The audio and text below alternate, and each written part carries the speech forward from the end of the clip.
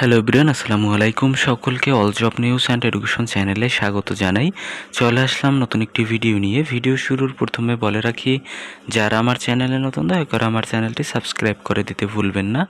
যারা ইতিমধ্যে দিয়েছেন তাদেরকে জানাই অসংখ্য ধন্যবাদ।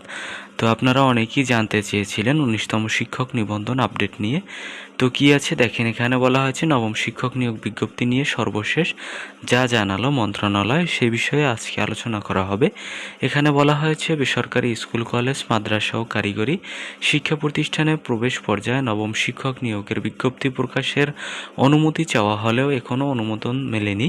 তবে নতুন চেয়ারম্যান নিযুক্ত হওয়ায় শীঘ্রই এই বৈঠক করে বিজ্ঞপ্তি প্রকাশের কার্যক্রম শুরু করা হবে বলে জানা গেছে। উচ্চশিক্ষা বিভাগের একটি সূত্র জানিয়েছে, গত বৃহস্পতিবার প্রবেশ পর্যায়ে শিক্ষক নিয়োগের অনুসরণীয় পদ্ধতি নিয়ে সভা ডাকা হয়েছিল।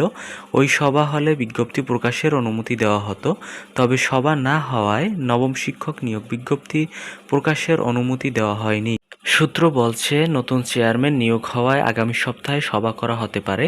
সভা শেষে বেসরকারি শিক্ষক নিবন্ধন ও প্রত্যয়ন কর্তৃপক্ষকে নবম শিক্ষক নিয়োগের বিজ্ঞপ্তি প্রকাশের অনুমতি দেওয়া হতে পারে। তো এখন পর্যন্ত কিন্তু সভাই হয়নি। আপনারা যেটা বলেছিলেন যে সভা হয়েছে কিনা, না এখন পর্যন্ত সভা হয়নি। তো আগামী সপ্তাহে মানে হচ্ছে রোববারের পরে আপনার সভাটি হতে পারে। নাম অপ্রকাশিত রাখার শর্তে শিক্ষা মন্ত্রণালয়ের শীর্ষ এক কর্মকর্তা দ্য ডেইলি ক্যাম্পাসকে বলেন, শীঘ্রই সভার আহ্বান করা হবে। সভায় প্রবেশ পর্যায়ে শিক্ষক নিয়োগ সুপারিশের ক্ষেত্রে সংশোধিত অনুসরণীয় পদ্ধতি পরিপত্র আকারে জারি সিদ্ধান্ত হলে সেটি জারি করা হবে। এরপরে বিজ্ঞপ্তি প্রকাশের অনুমতি পাবে এনটিআরসিএ।